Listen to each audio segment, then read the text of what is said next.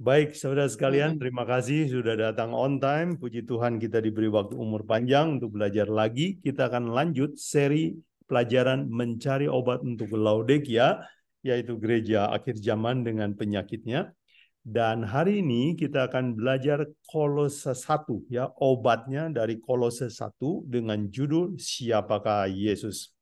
Baik, kita ingat bahwa di dalam Kolose, ya, di dalam Kolose 4 ayat 6, Paulus bilang, dan bila mana surat ini telah dibacakan di antara kamu, usahakanlah supaya dibacakan juga di jemaat Laodikia. Jadi kalau begitu kita dapat indikasi bahwa surat Kolose adalah juga obat atau solusi buat Laodikia. Nah, kita ulang sedikit apa problem gereja Laodikia. Di dalam Wahyu 3:20 menggambarkan satu ayat yang menggambarkan dengan tepat sekali masalah gereja Laodikia. Kita lihat Wahyu 3:20. Lihat aku berdiri di muka pintu dan mengetuk. Jikalau ada orang yang mendengar suaraku dan membukakan pintu, aku akan masuk mendapatkannya dan aku makan bersama-sama dengan dia dan ia bersama-sama dengan aku. Nah, di dalam ayat ini digambarkan Yesus mengetok pintu. Pertanyaan, kalau Yesus mengetok pintu, itu artinya dia di luar rumah atau di dalam rumah? Di Jawabannya luar. adalah di luar, jelas. Jadi kalau begitu, problem Laodikia bukan mereka tidak kenal Yesus, bukan Yesus itu jauh, tetapi Yesus itu di luar. Yesus itu dekat, tapi di luar pintu. Yesus itu mereka kenal, tetapi mereka tidak undang ke dalam. Jadi Yesus di luar adalah potret yang paling jelas bahwa Laodikia, Yesusnya tidak tinggal di dalam. Nah, di dalam Kolose kita dapati tema yang yaitu Kristus mau tinggal di dalam kamu. Jadi kalau begitu kita percaya bahwa Kolose, ya, dari ayat-ayat yang kita baca tadi, Kolose 4 ayat 16 dan sekarang Kolose 1 ayat 27, kita yakin bahwa Kolose adalah sebuah surat untuk jadi solusi atau obat buat Laodikia, ya. Kolose 1 ayat 27, ya. Paulus katakan kami mau memberitakan betapa mulianya pekabaran ini, yaitu Kristus yang ada di dalam kamu. Kristus yang adalah pengharapan dan kemuliaan. Dan di dalam Kolose 1 ayat 9, Paulus berdoa. Paulus berharap. Dia katakan sebab itu sejak waktu kami mendengarnya, kami tiada berhenti-henti berdoa untuk kamu. Kami meminta supaya kamu menerima segala hikmat dan pengertian yang benar untuk mengetahui kehendak Tuhan dengan sempurna. Lalu Paulus lanjutkan dengan menguraikan siapakah Yesus dari Kolose 1 dari ayat 13 sampai terakhir dia menjelaskan siapa itu Yesus. Dia katakan Yesus adalah, ya, daftarnya adalah ini. Paling sedikit saya daftarkan ada 14 ciri dari Yesus. Yesus itu pembebas, penembus, pengampun, gambar Allah, pencipta, kekal, kepala gereja, pemula kebangkitan, Allah dalam bentuk manusia. Dia mendamaikan sorga dan bumi, rahasia berabad-abad. Dia juga disebut harapan kemuliaan, disebut juga rahasia Allah, disebut juga harta hikmat Allah. Jadi kalau begitu kita bisa yakin bahwa Kolose adalah obat untuk Galatia dan Kolose 1 adalah obat mata, yaitu supaya kita bisa melihat dan mengerti dengan benar siapa itu Yesus Kristus. Kalau begitu kita yakin, kita mengerti bahwa kalau gereja Laodikia, gereja akhir zaman ini mau keluar dari suasana yang suam, maka dia harus mengerti, memahami siapakah Yesus Kristus itu. Baik. Nah, untuk mempelajari siapa Yesus seperti yang diuraikan oleh Paulus dalam Kolose 1, kita akan belajar 4 hal. Ya, dari 14 itu saya kelompokkan jadi 4 ciri. Siapakah Yesus menurut buku Kolose 1? Yaitu pertama, dia adalah Allah dan manusia. Dia adalah pendamai, dia adalah pembebas, dia adalah kebangkitan. Mari kita belajar. Allah dan manusia. Kristus dikatakan adalah potret atau gambar Allah. Di dalam Kolose 1 ayat 15a, Paulus bilang begini, ia adalah gambar Allah yang tidak kelihatan. Jadi dia adalah potret Allah. Nah, dia disebut juga dengan istilah, banyak istilah yang lain di dalam Alkitab ya. Di ayat ini dikatakan potret atau gambar Allah. Di ayat lain dikatakan anak Allah. Di ayat lain dikatakan dia adalah firman Allah. Di dalam Ibrani 1 dikatakan dia adalah cahaya kemuliaan Allah. Semua ini adalah bahasa manusia yang terbatas untuk menggambarkan siapa ini Yesus. Dia adalah potret Allah. Sekarang Paulus menggunakan kata ini. Nah, potret itu diambil dari sumbernya kan. Kalau dia adalah gambar Allah, berarti itu dia Allah yang kelihatan. Ada orang bingung kenapa Yesus disebut anak Allah. Apakah Allah beranak? Sebenarnya anak Allah itu bukan Allah beranak, tetapi keluar dari Allah. Jadi ya sesuatu yang keluar kan disebut anak ya. Kalau kita bilang pisang ya ada anak pisang. Ya itu karena keluar dari pisang, bukan pisang beranak ya. Baik. Dan Kristus juga disebut oleh Paulus adalah Allah pencipta. Kolose 1 ayat 15b dikatakan, ia adalah yang sulung, yang lebih utama atau pemula dari segala yang diciptakan. Karena di dalam dialah telah diciptakan segala sesuatu yang ada di surga dan yang ada di bumi, yang kelihatan dan tidak kelihatan, baik singgasana maupun kerajaan, baik pemerintah maupun penguasa. Segala sesuatu diciptakan oleh Dia dan untuk Dia. Jadi Paulus jelas sekali bahwa Yesus adalah pencipta. Nah, di dalam ayat 15b ada kesulitan penerjemahan. Misalnya dikatakan dia adalah yang lebih utama dari segala yang diciptakan. Ada orang salah sangka bahwa Yesus itu bukan Allah. Dia adalah ciptaan Allah. Tapi yang pertama. Nah, ada dua cara kita untuk mengerti bahwa Yesus adalah pencipta. Pertama dari bahasa aslinya yaitu Greka, kata yang sulung itu prototokos atau prototos, itu artinya yang pertama atau yang menghasilkan, yang to bear fruit or to produce. Jadi dialah pemula atau penyebab dari segala ciptaan. Itu cara pertama. Cara yang kedua adalah di ayat 16 ya, kita belajar kontekstual. 16 adalah penjelasan terhadap kata prototokos itu, yaitu karena di dalam dia telah diciptakan segala sesuatu. Jadi Yesuslah pencipta segala sesuatu. Dengan bahasa yang sederhana, Yesus Kristus adalah Allah pencipta. Dan di dalam Kolose 1 ayat 17, Paulus bilang begini, ia ada terlebih dahulu dari segala sesuatu. Jadi dia adalah yang kekal. Dia adalah sudah ada sejak zaman dahulu kala. Ya, dengan kata lain, Kristus adalah Allah yang kekal. Tetapi Paulus juga menggambarkan bahwa Kristus adalah manusia asli dan Allah asli pada waktu yang bersamaan. Kolose 1 ayat 19 katakan, karena seluruh kepenuhan Allah berkenan diam di dalam Dia.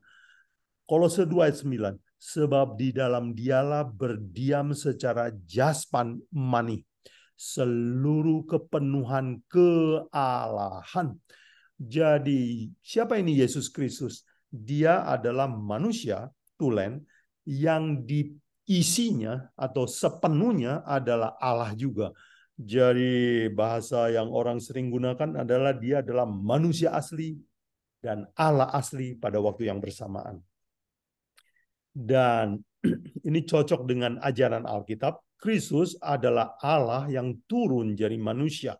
Di dalam Kejadian 1 ayat 1 dan 3 dikatakan bahwa pada mulanya Allah menciptakan langit dan bumi. Ayat 3, berfirmanlah Allah, jadilah terang, lalu terang itu jadi. Jadi pencipta pada mulanya disebut Allah, dan Allah mencipta dengan berfirman. Di dalam Yohanes 1 ayat 1 dan 14 diterangkan dengan jelas siapa ini Yesus Kristus itu. Dikatakan dalam Yohanes 1 ayat 1, pada mulanya adalah firman, dan firman itu bersama dengan Allah, dan firman itu adalah Allah. Ayat 14. Dan firman itu telah menjadi manusia dan diam di antara kita. Dan kita telah melihat kemuliaannya, yaitu kemuliaan yang diberikan kepadanya sebagai anak tunggal Bapa, penuh kasih karunia dan kebenaran. Jadi buku Yohanes mengutip kitab Kejadian bahwa Yesus Kristus yang jadi manusia itu adalah Yehova yang menciptakan langit dan bumi. Jadi di dalam Injil, dua potret Yesus dua-duanya digunakan. Di dalam Injil Yohanes dipotretkan bahwa Yesus adalah Allah yang turun jadi manusia. Di dalam tiga Injil yang lain, Matius, Markus, Lukas, digambarkan bahwa dia adalah manusia yang adalah anak Allah. Ya, Lukas 3 ayat 38 jelas sekali ya. Ia, yaitu Yesus, adalah anak ini, anak ini, anak ini, dan seterusnya. Dan kesimpulannya, dia adalah anak Adam, dan Adam adalah anak Allah. Jadi Injil Yohanes dan tiga Injil yang lain terbalik memotret Yesusnya, tetapi menggambarkan orang yang sama. Jadi Yesus adalah manusia ilahi ketika dia ada di bumi. Markus 4 ayat 38 dan 39 ada cerita waktu Yesus dan murid-muridnya naik perahu dan ada gelombang angin yang besar hampir tenggelam. Ayat 39, ia pun bangun menghardik angin itu dan berkata kepada danau itu, diam, tenanglah. Lalu angin itu reda dan danau itu menjadi teduh sekali. Manusia mana yang bisa memerintah alam? Hanya orang yang bernama Yesus Kristus. Tetapi dia juga adalah seorang manusia. Ya, katakanlah dia manusia yang sakti, tetapi dia adalah manusia yang sejati. Bisa mati, bisa menderita. Di dalam Kisah 8, 32 dan 33, ayat 32 dan 33, mengutip ya, Paulus mengutip dari kitab Yesaya tentang siapa ini Yesus Kristus. Dikatakan, ya, seperti seekor domba ia dibawa ke pembantaian. Seperti domba yang keluh di depan orang yang menggunting bulunya, demikianlah dia tidak membuka mulutnya. Dalam kehinaan berlangsunglah hukumannya. Siapakah yang akan menceritakan asal-usulnya? Sebab nyawanya diambil dari bumi. Jadi sejak perjanjian lama telah dipotretkan bahwa Yesus akan menjadi manusia benar-benar bisa merasakan sakit dan bisa merasakan mati, tetapi dia tidak melakukan perlawanan. Jadi orang yang disalib itu adalah manusia sejati. Nah, kita waktu belajar bait suci kita dapatkan potret bahwa Yesus adalah Allah yang dibungkus memakai kemanusiaan. Itu dari imam besar mempunyai dua set baju. Satu baju yang pertama adalah baju warna putih, baju seorang pelayan. Dan baju yang kedua adalah baju kebesaran, baju seorang raja. Jadi waktu dia bekerja, dia akan pakai baju putih. Waktu dia puncak perayaan, dia akan memakai baju raja. Jadi ini adalah sebuah bukti bahwa Allah dari dulu ingin mengajarkan kepada orang Israel bahwa Yesus Kristus, imam besar yang akan datang ke dunia ini, adalah seorang Allah yang dibungkus memakai baju kemanusiaan. Betapa besarnya kasih yang begitu. Itu tentang sifat yang pertama. Sekarang kita Paulus memotret Yesus ini siapa? Dia katakan dia adalah seorang pendamai antara surga dan bumi. Kolose 1 ayat 20, Paulus katakan, Oleh dialah ia memperdamaikan segala sesuatu dengan dirinya, baik yang ada di bumi maupun yang ada di sorga, sesudah ia mengadakan pendamaian oleh darah salib Kristus. Jadi Yesus itu seperti juru damai. Dia adalah tangga. Bagaimana caranya? Cara pendamaiannya ini bukan simsalabim atau hanya main sulap ya, tetapi dengan menjadi korban ya. Kolose 1 ayat 21 dan 22 Paulus bilang, kamu yang dahulu hidup jauh dari Allah ya, yang nyata dari perbuatanmu yang jahat, dulu kita begitu kan. Lalu Paulus katakan, sekarang telah diperdamaikan di dalam tubuh jasmani Kristus oleh kematiannya. Jadi dia mati, bayar hutang kematian yang harus kita bayar. Jadi cara mendamaikannya adalah dengan cara menjadi korban, dia berkorban. Dan cara mendamaikan Paulus juga jelaskan dengan cara apa? Dia bilang bayar hutang. Kolose 2:14. Dengan menghapuskan surat hutang yang oleh ketentuan hukum mendakwa dan mengancam kita. Dan itu ditiadakannya dengan memakukannya pada kayu salib. Jadi menurut Paulus, kita ini orang yang punya hutang dosa. Yang nggak mungkin kita bayar lunas. Ada orang yang bayarin hutang kita. Dan orang itu bernama Yesus Kristus. Jadi cara mendamaikannya itu mahal, bukan cara yang murahan. Kita bisa gambarkan bahwa Yesus itu seperti seorang duta besar ya. Ini adalah Mr. Kim, duta besar Amerika untuk Indonesia. Dia adalah seorang duta besar yang dikirim oleh Amerika untuk apa? Menghubungkan Indonesia dan Amerika. Semua pembicaraan disampaikan lewat dia.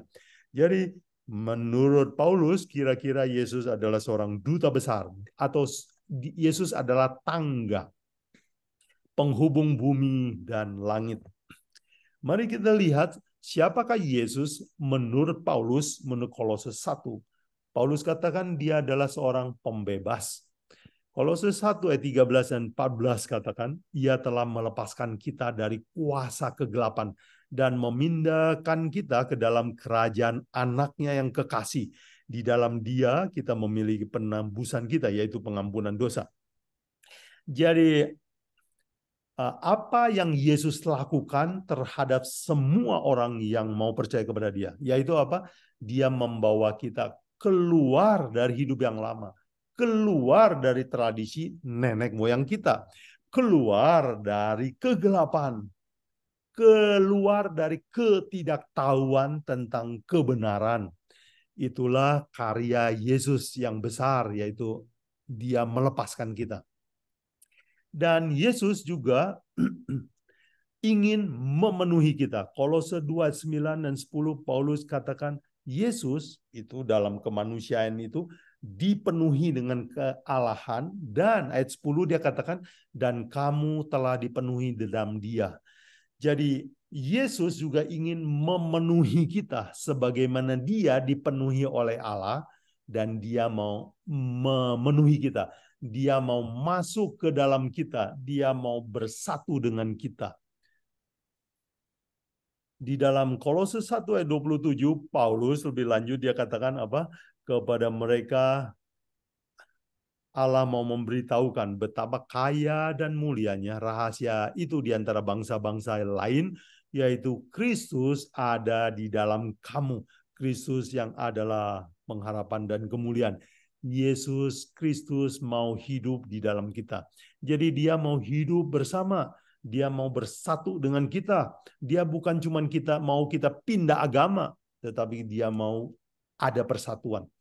Kita bisa gambarkan ini dengan pernikahan. Dan pernikahan memang adalah sebuah lembaga ciptaan Tuhan untuk simulasi, mendemonstrasikan apa yang dimaksud dengan hubungan Allah mau bersatu dengan manusia. Jadi kalau saudara ingat bahwa siapa Yesus adalah seorang pembebas, dia adalah seorang yang ingin menebus dan menikahi kita, ingin bersatu dengan kita selamanya. Yang keempat, Paulus katakan siapa itu Yesus? Dia adalah kebangkitan. Kolose 1 ayat 18. Dikatakan ia adalah yang sulung, yang pertama bangkit dari antara orang mati, sehingga ia lebih utama dalam segala sesuatu. Nah, di sini digunakan lagi kata yang pertama ya. Sebetulnya kalau yang pertama bangkit bukan Yesus ya. Ada Lazarus yang sudah bangkit lebih dulu, Musa sudah lebih bangkit lebih dulu.